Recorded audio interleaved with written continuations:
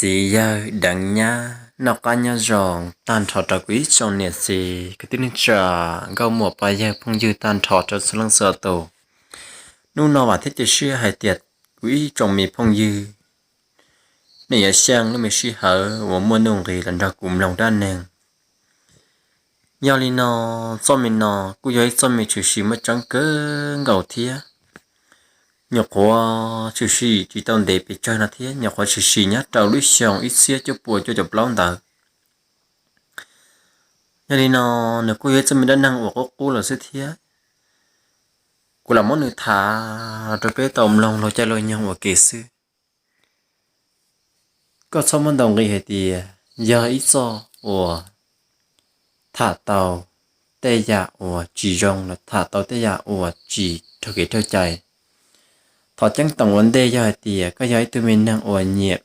lòng soi kỹ xí lu con ra cụ còng cái là dễ ok mù và nhà tiệc có giấy tụi mình đang ở chỉ nhiệm lòng soi kỹ xí lu cái uốn nhiệt xí sinh cả tỏ chờ có tầm một lòng cho lời ra nữa cụ chỉ tu xía trâu co nhà linh nó chỉ muốn nghĩ lúc mình xí hở biết sẽ đầu muốn ra cụ còng ok uốn tới rùa mù giờ thì nó cũng mua ý mì của nhiệt gì cũng chỉ mua mì tu mì nhỏ lấy thiếp ta tỏ mua khi ý tu mì tu sư giờ thì nó ý mình nhiệt gì nó cũng lúc lúc người từ mì tu hàng gì người lúc lúc lùn chi sư giờ thì nó thông cái mấy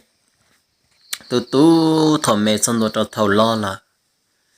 thầu lo tiền ủa tiền gì kia là lô chỉ một lần thứ ủa cậu anh ủa có một lòng đi chị lần gì thiết tao hay cho ủa ya tụi mi tu là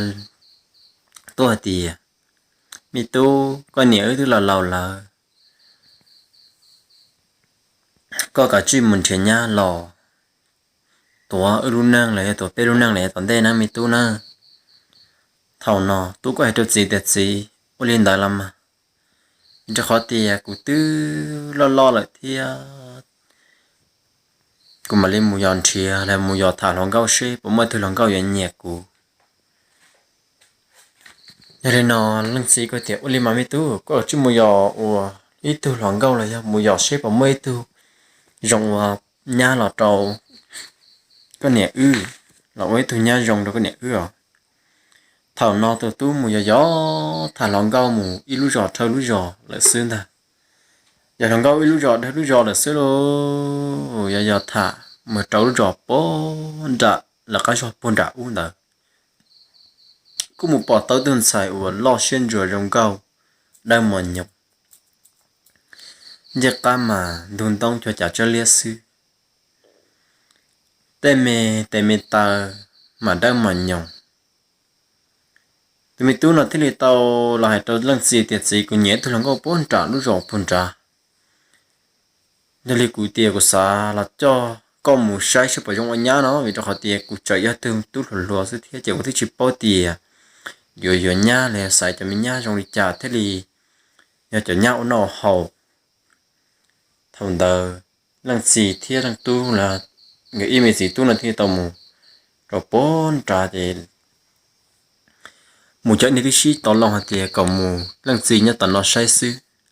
lần gì nhau cái gì trở nên thất trạng gần tới thả lù hay lù xí bây giờ hay lù rong đi trả cho đi trả thía tụi năng này bây giờ rong đi trả thằng ta lần gì thía mình tu là người thế để tàu tua một trong đó tôi muốn tu thì tụi mình luồng cao là tụi mình xài mà rong cao chỉ rong cao lấy lần gì là tinh thần nhiều là thế nào cái nào anh em có thể thả được tay ít rồi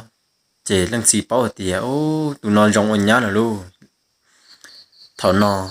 tụi mình tu thì ngày thì tàu các món tàu chế là chỉ mình tu thì tài lọt chỉ mình tu thì tàu hay cho lần gì thì gì cơ sai ồ có tụi nó còn nó phải chỉ nhau anh nhá lần gì có tìm mình tu nè có tụi mình còn nó mà chỉ nhau anh nhá thì tiền này lo share đâu mà nhộng sư ô trâu chỉ là ham mua share ta trâu thiệt rồi chỉ có thể chiếu đi chơi mà mấy tu cái chi một chế tụi nó chỉ những trong nhà tại rồi này nè trong nhà tại rồi là chia muốn ba cứ mà ti tới bên tôi hài luôn cho có lộ cho có tiền tụi nó trong nhà này cho chỉ chúng mà tụi trong nó là nè gia đình nó ông ni mẹ chỉ tu của tổng ba chúa là một dân tộc trẻ là cháu kê mi trong chợ thọ cho nên cho si là cho cứ cho tí sợ đời một cho bọn nè trâu này tụi tu đời thành ra là một cho bọn nè lò nè là cứ tàu mù ua trời đi bên hông cái lì kỳ chạy một cho bọn nè rồi tụi tu này chứ ô tụi tu nó lò nhưng nghe tụi mình năng ở trong trồng xe thế này rằng lo xuyên chùa thế chị cứ chỉ ua nhớ đi trả đấy nè bọn nè lò nhưng lò giống cả là giống sự thế cho họ tiền cho tôi năng ua lo xuyên chùa trong câu đó là chị thế trong trồng đó là chị ô anh ấy suy rằng là thế chị chị đi cho lò xứ cho lòi lại cho chị đi một phi sò xứ nè chị một phi sò kia một sò tan cho chị đi mua nó trong tầng cỏ nó trong nó cỏ xứ chị của chúng ta đã chỉ nhau thế nhà đi nó thòng cái là ua luôn nên lại là sử dụng tàu mua chỉ lúc mình xong cho lúc mình xong đó là thầu nó cái cú là yêu mua automate xài automate tu là thế nên nó thòng cái mua automate xài thế automate tu nó là ô tô lúc này lúc nhàn đó mà ta tỏ cho mình nhà ô nó bộ tế thì nó chỉ khi thì nó chính trang tại rồi thằng đó luôn trong một tên bo mà nó chính trong sẽ khi nó tên nhà bo cử mà nó hắn tại sao chị nó cho họ là lúc mình rò họ mà tụi mình tu nó mà ta tọ mua yêu tao tên mình của chị Âu là hồi thì Âu rồi trở cái thế nào chị ô trâu nhớ cho họ lúc rò họ là cú tàu mù trời ba một tên bò và nó sẽ khi nhà trọc bò thì được lúc trong ủa là tiệt trong phát tầm lần đó sau mình đó là cú chờ cho nó là cú chờ mua đó mà nó cú chỉ mua phải chờ là thế này cú tùy tùy tuần vô phải chờ là thế cú chỉ mua tới họ chỉ cho cháu chạy là thế cho nên đó cứ đi dây cho sợ là thứ tới tôi chọn ba một tên bò đó mà ban đầu mà băm bộ cho chúng tại sao lại thế này bây giờ thì ô có mua áo chỉ có mua cho áo mua trời cho bộ cái giờ pe cho chỉ mua áo là pe mà lấy nhớ trời cho những chủ là nhớ trời cho can thật sự trời cho can này ra tiền mua đi trả lò pe trời là pe mua chậm bộ nó ô có tơ đi trả thế mua được nhớ họ pe mua tỏ kế tua xe bỏ lại pe thừa sư thầu no thì giờ cú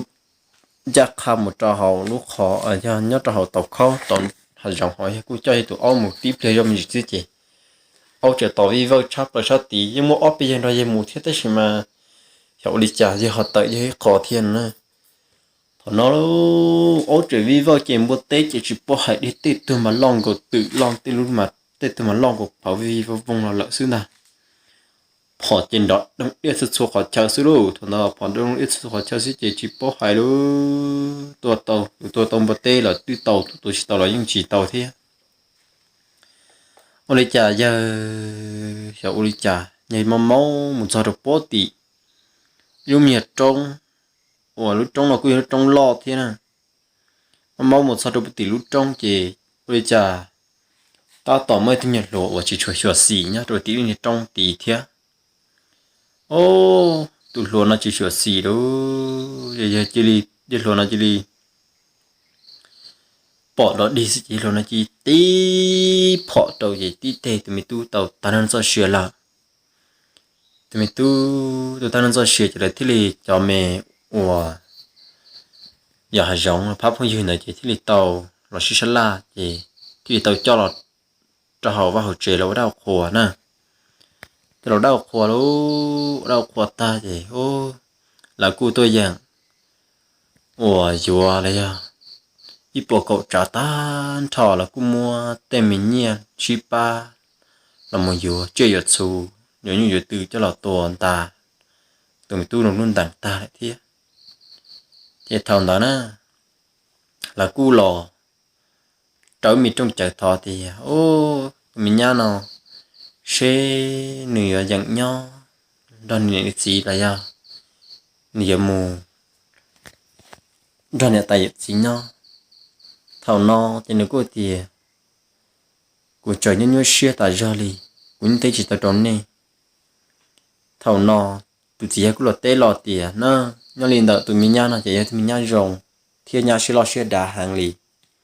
lú lú tại giờ lú ư tại giờ ya tiền đang tư giờ lò xì lấy lò giờ của tụi mình nhá nó mà giờ tôi lọ qua trầu ư no nè trầu ư no cho họ tiền ư no cứ chọn gió nhẹ đó xí mà ya tiền tụi mình nhá nó chợ mỗi lúc năng tọn đây lại đi chùa tọn đây thế tiền chè ư chỉ tàu no là cho họ để ư chỉ mua lăng tư là chuột tụi mình nhá là y lăng là sư giờ tiếng từ họ vừa để từ họ nhận cho trâu ư tụi mình nhá là chỉ là qua trâu ư no dạ đi mình được gì ta thảo no cho nên cho xí cho đời là cô chỉ bảo cái lý trả trâu thế anh này cô là cô muốn uốn đó rau còn này tiền gì anh này cô uốn năng nho là gì nho chỉnh tề đâu bó tỏ cá sư và trâu nè bò chỉ để chúng mình xôm hồng lại thế nè bò nào mà cô chỉ tao là lâu về chơi thế tao chọn nó nhau nên tao trâu chầu chồng sư thiên đà nè bò chỉ đi tao tan nó sao xưa lại thế lo chịu lì chả on nè chỗ on lên chỗ nhát thế và nhát mình nhỏ thế gì giờ là sư nữa cô chỗ chỉ trong chỗ on nhỏ bên nhỏ lăng là sư thế chị ô và trâu bự lọ cô chỉ tao lúa thế lo nè là nè cho họ cho chê tu là tu cho chê lại thì chị anh nè cô chỉ tao lúa bự chị giờ thì bự chỉ giờ nào mù bự cho họ nhá ra giờ thì chỉ tao bự cho nhá bự ít ra trời thì bự cho họ cắt ra bự đồ nào tay ra sư lọ như dùng xia là có tao lúa sư nó nè thầu no luôn anh nè chỉ đi mù bự bự kề nhìn thấy nè một cô bị thầu suốt thơ mà với bự cho hậu lại bự cho đặt tê nhẹ sa tí sư tại y là bự sa trong nhựa bự nôn đa sư nhưng vẫn nhớ đẹp bạ mà một ô tô thì lúc nhà đấy nhà nó nhảy là lò lúc mình sư hậu nó bị trâu tàn tròi là ló tự nhiên tê thế để cả khó thì xía là tại sao nữa thì một tô đâu thì xía tại sao gì ra bự chơi tam họ thì xía trong họ là gì ra chỉ đi sợ là muốn ra nhá thì cho mình nhỏ sợ là chú ý đây bạ vò đây là mù kể cả tàu xin rau có cả tàu sò sư uống mù uống to liền đào tàu ở bên lũ thì tàu cá chỉ giờ trời bí sủa tàu nhá rù nữa tàu nhá nó là chơi những xã thì chỉ một tu là thiết chỉ tàu chỉ giờ là giàu đi trả thiên nữa giờ đi nó thì ô tàu nhá nó sợ chỉ giờ thế tụi nhá nó trời xin phá tàu luôn xin phá tàu thì phá tàu tụi mình nhá nó xem phá tàu ôm mì cái ôi kêu ôm mì mà dùng câu thì thiệt tàu mà nhộng là ôm mì mà run trận bông gọi là chỉ tụi mình bớt sù rồi chỉ tụi mình khi đi thiệt thầu nọ thì tụi mình chỉ chơi bí sùa lúc mình xem mì tụi mù mòn đời tụi mình chỉ chơi sùa lấy tên nhà mì rồi tên nhà làm mò sư thì nó nhớ trồng họ tọ ca ủa xí liền khen đạo sư từ chỉ giờ dậy cho lì sửa tàu tụi mình nhá tên nhà chờ mò là tên nhà bảo ta thằng lọ đầu tên mệt gì mình đó sum mù lọ lô tụi mình nhá chị nên để nó thì chỉ tàu mà không đi chặt rồi hết chị bảo hải lô tên nhà bảo tên là tên này của mình nó tấu tại sao chị ô tên nhầm liềm lờ sư lô thằng đó mà chỉ giờ là cú lạ nguyên nhân đi trò chậu sống xí đó mà trời tàu một ý thu tu lúa nữa chỉ giờ ô rồi nó chỉ chuẩn bị ít từ mấy tu lúa mà cậu ý chỉ cậu trò sống xí mà tàu chỉ tàu theo nên để thế gì mà nó chỉ giờ thì để tàu sải kho thì ô thì tụi mình nhá nó dù tụi mình xuồng bỏ đi nó là vấn đề giờ tao luôn nữa cho mà đi rồi nữa thà là do thế là giờ tao á tao nó tụi chỉ giờ thế là tao về lòng mà nhớ tao hợp sợ tụi mình nhá lúc la nữa giờ làm nhớ tao sợ tụi mình nhá lúc la tụi mình nhá có chơi hay đi chặt tao chỉ giờ thế tụi mình nhá có hay tiệt gì sau đi co thì chỉ rất chăm mua chỉ giờ có hay tao nhá tiệt mình nhá nữa chỉ chăm mua đi là vì cho họ tiệt chọn nó nè con này nó tiệt chính thở nhau lại thi mi tu lò tu trò tu trên nên đấy nó là thiệt gì nhưng chỉ một khó chờ thì chăm mua lên là trả nó có giờ cụ thu của có lý lịch sử họ giờ li nó mong đợi anh ấy chỉ đi ủa xí đằng nó chỉ giờ xa nhát thấy dòng đời chỉ tin đến để thế chỉ ôi chú hay luôn sao ủa nhà tên mà tôi tin chơi thế mà hối chú cả thì tiền mà gọi đi biết từ ủa nó ngầu chia thế chỉ giờ mà mua chia tiền luôn chỉ giờ chỉ mua chia tiền nhà đi nó on nè cô anh nè gì nè bự ok nói chủ mỏ bự lút xa vội đây pa xin ta thầu nó cha tao nên để mua tỏ ca mua thì ở bên thì tỏ ca sư tụi mình nhà luôn mình chế chỉ li giờ giờ tới giờ chú sĩ và giờ cơเลยthiệt tụi mình nhà luôn mình chế giờ chỉ li luôn mình plan á giờ xì li lo đi rủ tua là nhà li nó on hiện chơi thì chế tờ để chờ bao nữa chơi để chỉ để chờ bao gì tụi mình nhà cũng sao là đồ ôi giờ chỉ giờ thì ô chỉ rồi nó thầu thì chỉ bự rồi ôi cha thì có bự tuy tiệt có sót đèn rồi nó cũng mình chế chở lỏng ruột mua mình nhiều là ví dụ ôi cha chỉ giờ có phải rồi nhà thì mình nhà sắp bông xia cả cao sư của tàu của mình là ôn để mình để tua trộn bó tàu cá người tụi mình nhọt tụi mua trâu chi lưu lì nhá trâu lúc la là để chờ hành chân thì on này mình nhờ thiên nhà chỗ chi đảng thiên mua mình nhọt thiên thầu nọ và trâu cho cái tin trả sẽ đời tàu nọ và trâu cho cái tin trả sẽ đời là cô chỉ trong xia sau cái thì giờ thì là tụi mình xài là chùa thì là tụi mình xài ở chi đảng của nhiệt sĩ linh đạo thầu nọ và trâu cái tin trả tàu bao nè nhà li nó là cô chỉ trong xia chị ông nhìn nó tỏ can đà sư tôi mê ủa do từ gì vậy là thì tao cho cứ cho ti sờ đời lại tôi mù ủa tôi mù hải son đợt nè tụi nha là ya này tụi bên này nào tôi mù là cho tụi mình nha thì cho tan trò ủa ở bên tụi cái ti sờ đời tôi mù hải sao cho nha tôi mù sao chị cho mình thấy tôi một số chiếu chỉ bỏ hay thổi những thổi sư lò ban nên đấy những chỉ tôi rằng là tiền có cả để tụi mình xài trò chỉ cho nên đạo lý tụi mình rằng là chỉ cho bao tiền bê ta ra cho còn nếu thiết gì cả sư nên nó